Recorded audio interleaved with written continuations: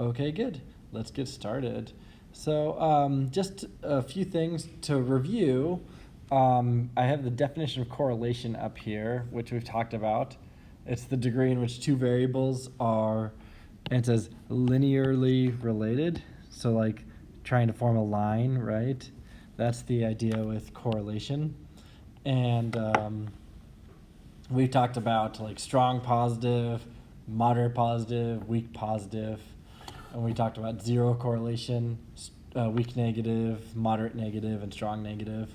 We've talked about all that type of stuff with correlation. All right?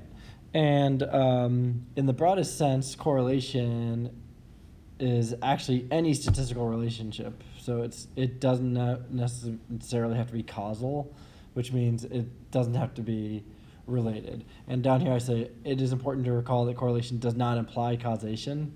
And I mean, a good example of that would be like if you can say like, hey, I noticed that in the summer months, Ruby Jewel sells more ice cream sandwiches. Okay, so more ice cream in the summer.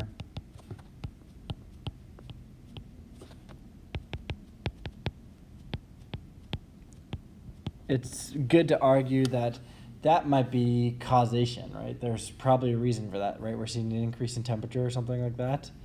Versus there could also be a strong correlation that says, hey, I noticed that when there are more shark attacks that we sell more ice cream. What does shark attack have to do with selling ice cream, right? So that's what I mean with this comment right here that says correlation does not imply causation. Just it's important to remember that. I talked about that website Spurious Correlations, where I talked about like the release of Nicolas Cage movies in line with people drowning in swimming pools. Like they don't have to be related. So that would be an example of correlation causing something, or causation causing some correlation. But we could also say like more ice cream versus, what did I say, shark attacks. So I mean, you can't say that that's necessarily related, right? There could be correlation, but there's not really a causation that one is causing the other. That's a distinct difference. All right, correlation coefficient.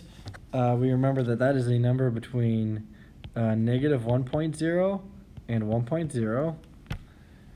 And a correlation coefficient of negative 1.0 shows a perfect negative correlation. Whereas a correlation of 1.0 shows a perfect positive correlation. All right. And then the last one is if we have a correlation of just 0.0, that shows no linear relationship between the movement of the two variables. All right, so those are the types of correlations we could see. All right, and so far all that's review, just talking about correlation. All right, now let's talk about Spearman's rank correlation coefficient. So it's the direct definition is it's the non-parametric version of the Pearson's. Let's see if I can do that better. So it's the non-parametric version of the Pearson's moment correlation coefficient.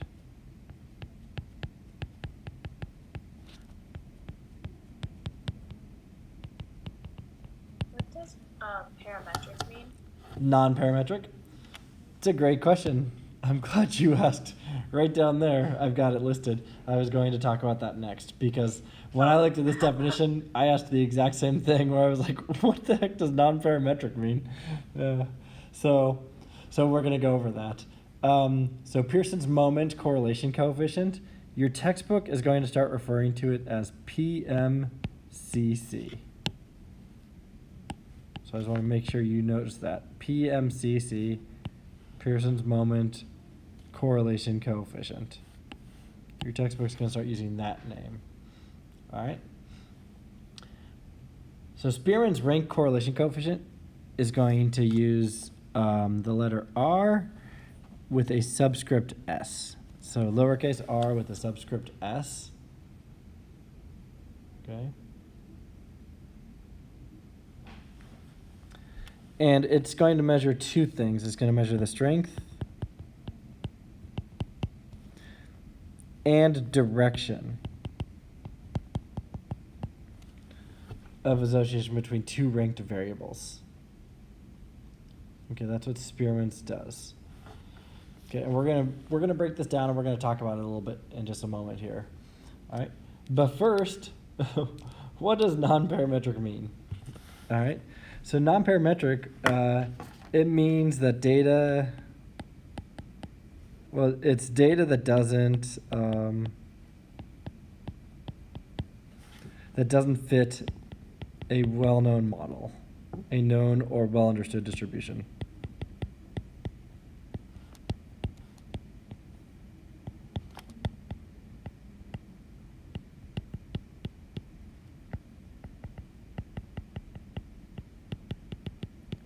And you're probably saying, well, thanks for that definition, Mr. Street. That doesn't really help me out. So let's break it down. Data that doesn't fit a known or well-understood distribution, it basically means data that doesn't look like it has a linear correlation when we're staring at it. Okay? So, not a straight line.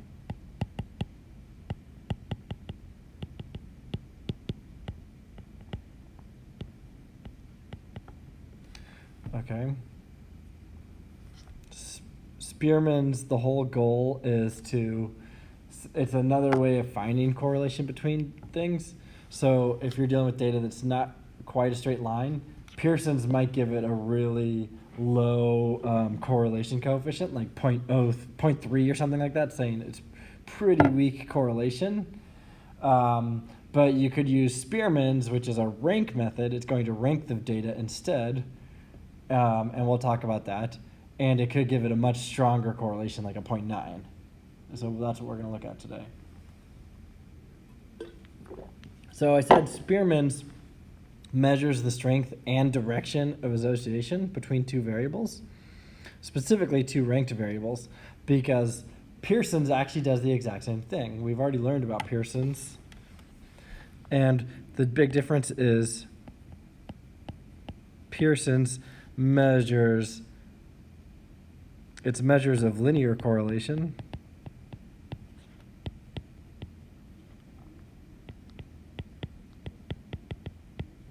All right.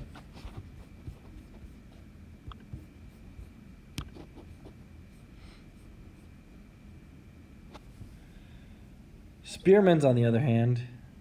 My dog is sleeping on the little seat behind me, and she's breathing so loudly. That you can't hear her? Like wheezing. My dog does that too. I feel like you guys have probably heard that before when I've been teaching at home. So measures of rank correlation instead of linear correlation. So what this means is they're both looking for strength and direction. We're trying to say, hey, how strong is this correlation and which direction is it going? The difference is the word linear versus rank. All right. That's the only difference between, I shouldn't say the only difference, that's the biggest difference between Spearman's and Pearson's. But pretty much in what we're doing is we want to look at that difference specifically. Pearson's is going to have a value between -1 and 1. All right. It's almost like a percentage. Spearman's, same thing. Value between -1 and 1. So again, a percentage basically that tells you this is how strong the correlation is between the two.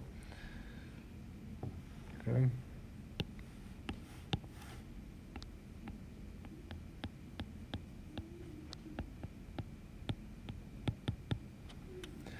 All right. Pearson's measures raw data. And finally, Spearman's measures the rank values. And again, it sounds weird right now, but I'll explain it. The rank values rather than the raw data.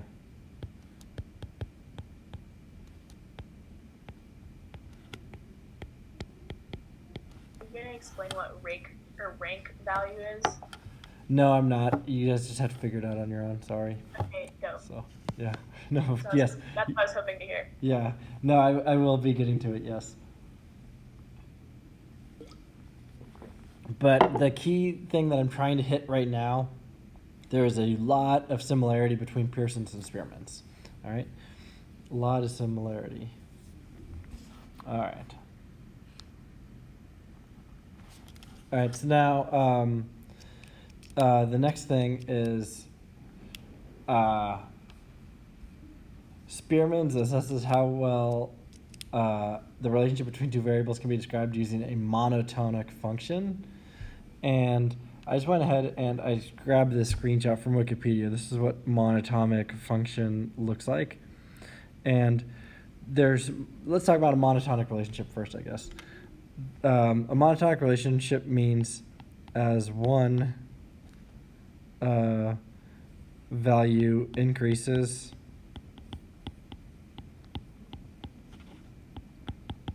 the other also increases.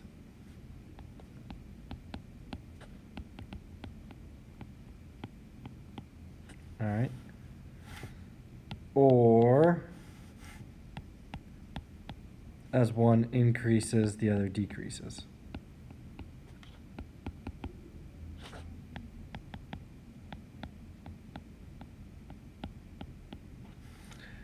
All right, that's the idea of a monotonic relationship. All right, and the key with the monotonic relationship is it doesn't happen at a constant rate or a linear rate. Okay, I'm gonna say, but not at a linear rate.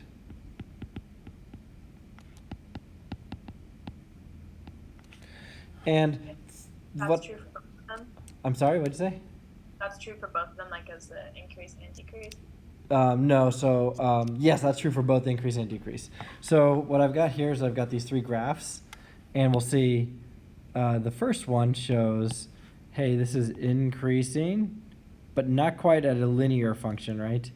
And that's how I can tell that I'm going to need to do a Spearman's rank correlation, is I'm going to get the increasing like that, okay? Or it's decreasing as one increases, the other decreases. But again, not quite at a linear rate. And then the last example here shows that, hey, it's one of them's increasing, but the other one's decreasing, and then it's increasing, and then it's decreasing again. That is not a monotonic relationship. So that's the example of not one. It's got to be either increasing the whole time, they're both increasing together, or one of them's increasing while the other is decreasing. That's always the case with monotonic relationships. All right.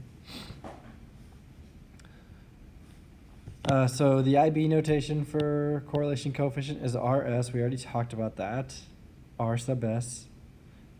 Now, I've got the equation here. This is how you calculate the Spearman's rank correlation coefficient. And we're going to talk about it in a second here. Your textbook does not have this equation in it. So this is not in the textbook. Oops.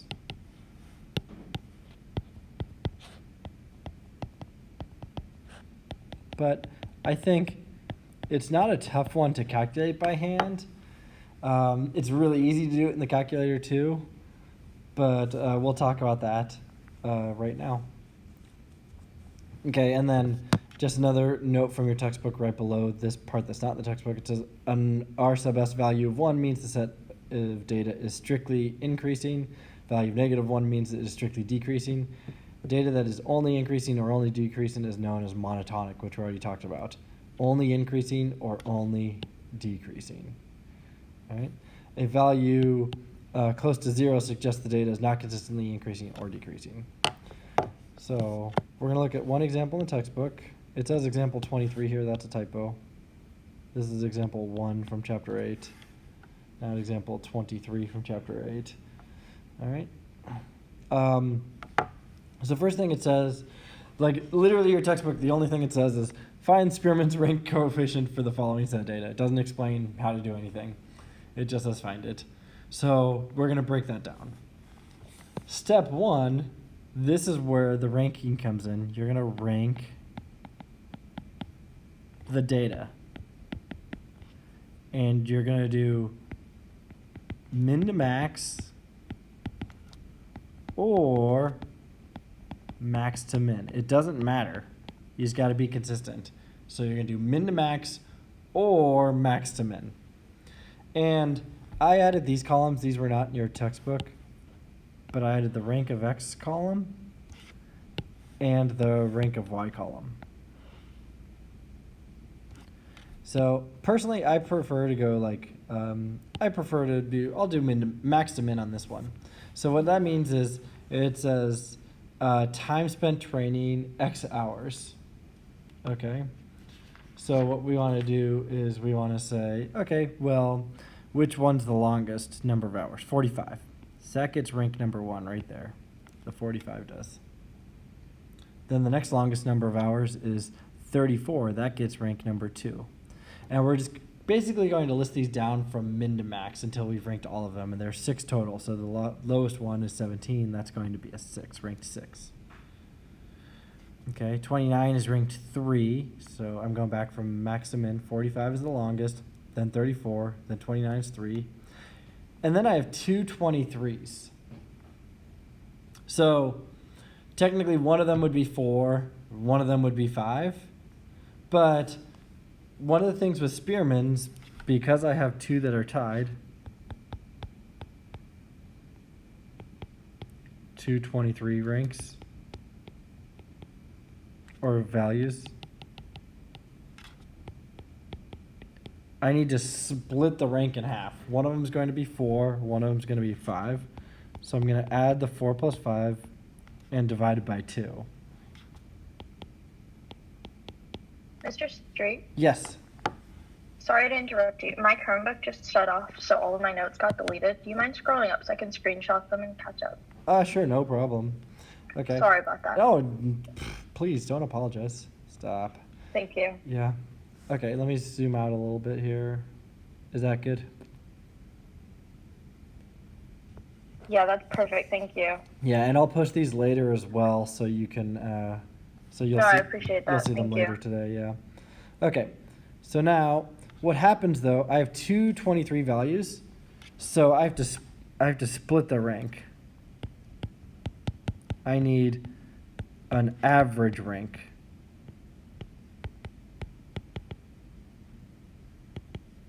So the average rank of these ones is 4 plus 5, because one of them would have been ranked 4th, one of them would have been ranked 5th. It's 4.5. So technically, I'm going to call each of them 4.5. Okay, rank 4.5.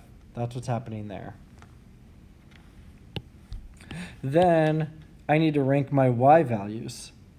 And again, because I went max to min on the first data set, I'm going to do max to min on the second data set as well. That's what I mean by be consistent. If you're going to do max to min for both of them, or do min to max for both of them. And I'll talk about what happens if you don't do that. So go with the max time to run 2 kilometers. Let's see, 14 was our longest, so we'll get it out on a rank 1. And then 12 was the second longest, so that gets a 2. 11, there's 2 11s. So one of them would be 3, one of them would be 4. So we're going to rank them each 3.5. And then 10 is going to be 5, 8 is going to be 6. Okay. So that's what this looks like, ranking the data from min to max or max to min. That's step 1. Step 2 is use your calculator to find PMCC, Pearson's Moment Correlation Coefficient. So what we're doing is we're finding Pearson's of the ranks, okay? And that's how you find Spearman's. So now you literally go into your calculator, and we're going to make our list 1 and list 2. And my list 1, I'll just do the ranks. There was a 6, or I'm sorry, we'll start with the 1. We'll go with the max rank, 1, 2, 3, 4.5, 4.5, and 6. And then my list 2 is going to be the same values. I just have to line them up. So What do you click on to get the list? what do I click on to get the list? You click the stat button, and it should give you list, and you hit edit, and it should give you list 1 and list 2. So let me rewrite this real quick here. I'm gonna just rewrite my table over here so you guys can see it a little better. I'm just gonna call it X and Y.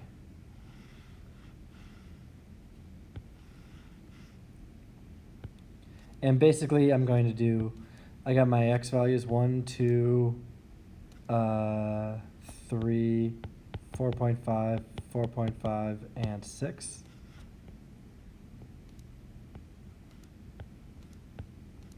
And then my corresponding Y values were 6. I'm lining up the Y values. I'm not going min to max on the Y values. I'm lining them up. So there was a 6 with the 1. The 2 was corresponding to 5. The 3 was corresponding to a 3.5. The other 4.5 was corresponding to a 2. Let's see. And then this other one was corresponding to a 3.5. And then 6 was corresponding to 1. So what I'm doing with my Y values is I'm just putting the rank that corresponds to the matching X rank. So you'll see that 1 and 6, that's where I get this column from right there. Okay.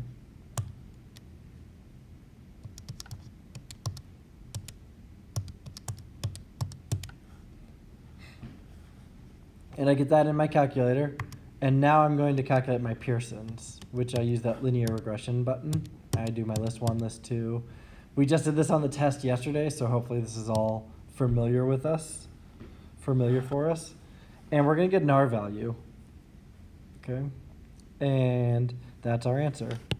In this case, it came out to R equals negative 0.955882359. Or R equals negative 0.957 or 6. 956. We'll just round it to the nearest thousandth. All right.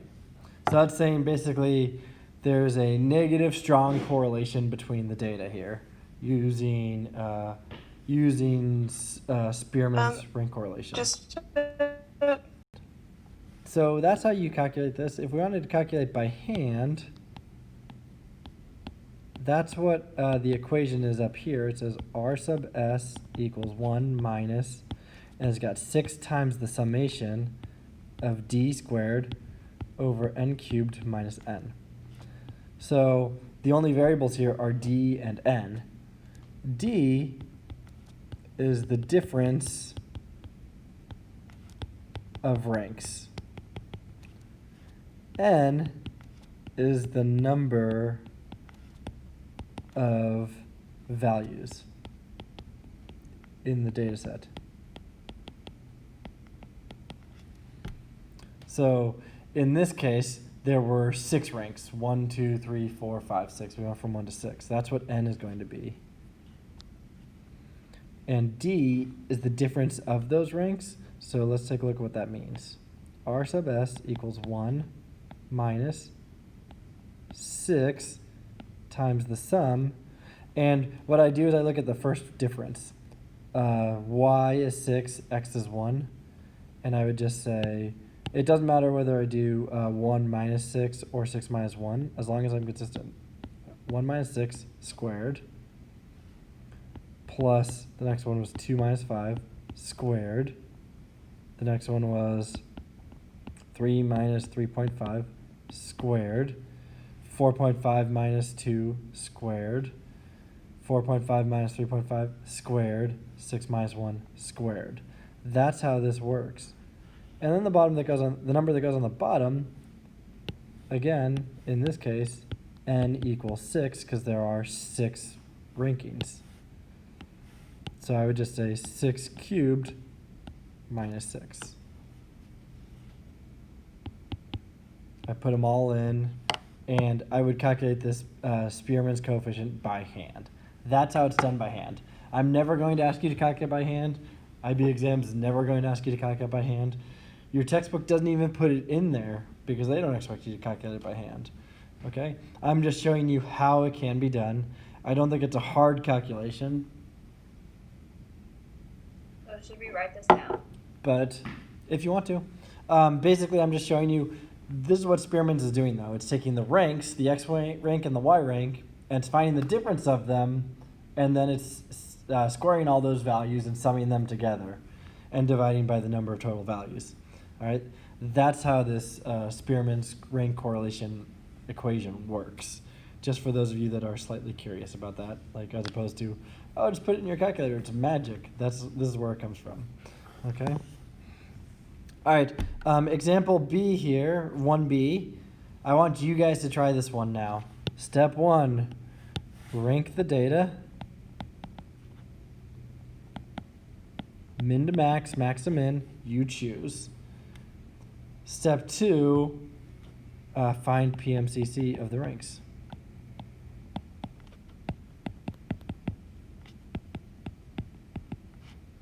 All right, rank it, put it in your calculator. Do you guys still need a minute on that? Yeah, I'll give you a minute, sorry. Okay, so for this one, we've got the ranks. This time I went min to max this time. And I just did that to show you guys that it could work as well. Is there anyone that went max to min? Anyone that did max to min on this one? Okay. So it doesn't matter whether you did min to max or max to min. As long as you're doing it for both data points, you should get the same thing. I think it came out to 0.975.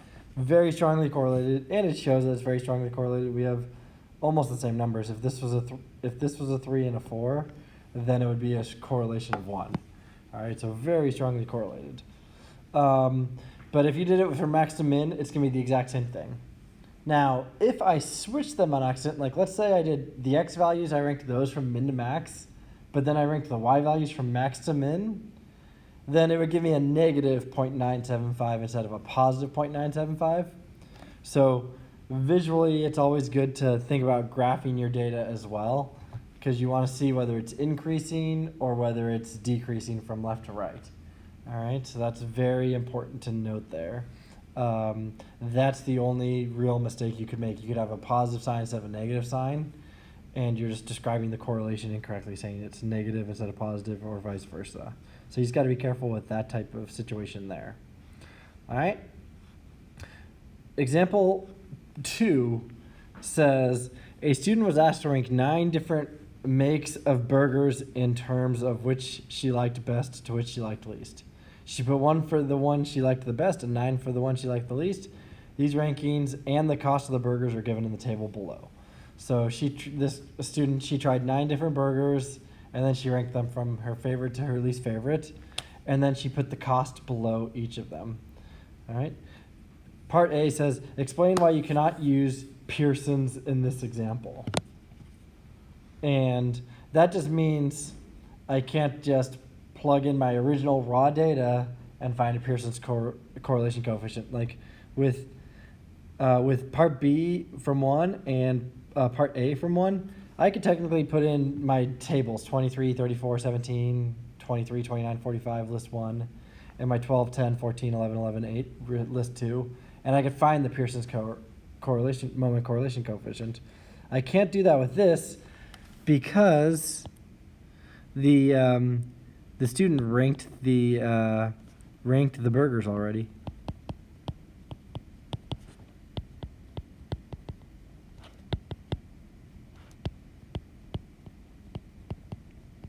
So it's not quantifiable data. That's the best way to put it.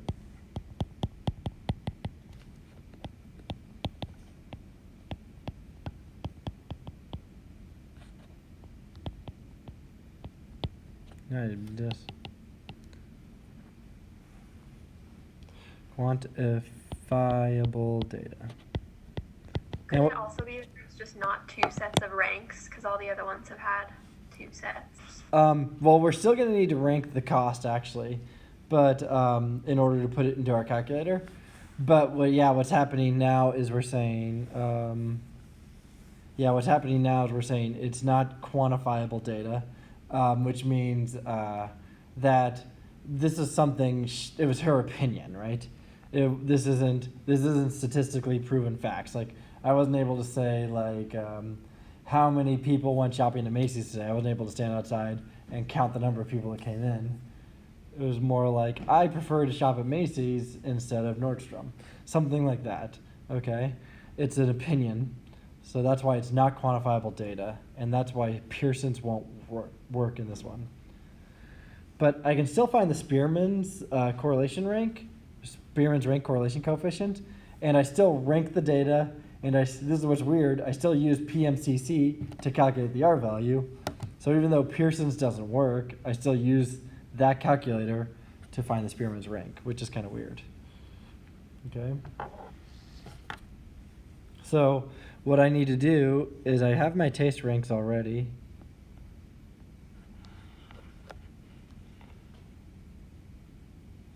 I've got the taste rank and the cost. And we'll do the cost rank. Taste rank 7, 3, 4, 6, 1, 9, 2, 5, 8. We'll keep those the same. The cost ranks, I probably need to do that. So she's going from her best to her worst, so that's like her favorite to her least favorite.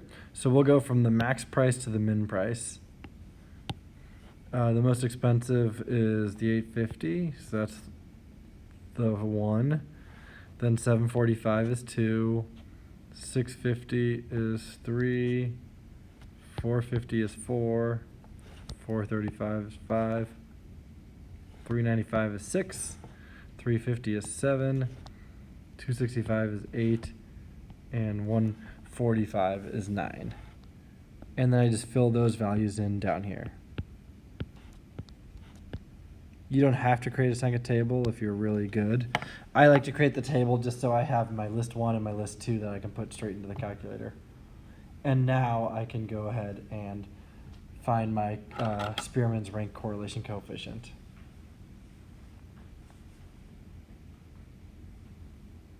Wait, how are there 9s? Oh, never mind. How are there what? I was gonna say there were only 8 on the first one, but then I realized there's definitely a 9 in the Oh yeah, there's definitely a 9 in the middle, yeah, hanging out. Okay.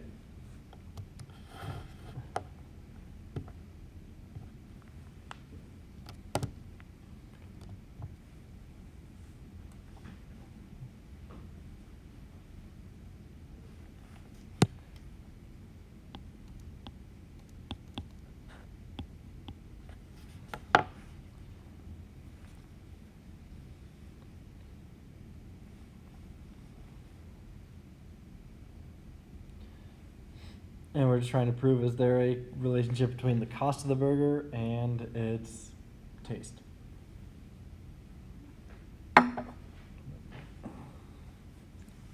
got 0.8. Okay, good. That's what I got too. But it says, oh, never mind, my screen was frozen. It's a 0 point, so 0.8, yeah. I didn't put it in yet. Okay. So yeah, so 0.8. And then the last part, the advantages of Spearman's rank correlation coefficient over the Pearson's moment correlation coefficient are, it can be used on data that is not linear. Okay, so slightly nonlinear, but it still has to be moving generally. All of it's increasing or all of it's decreasing. It can't have some wavy thing going on.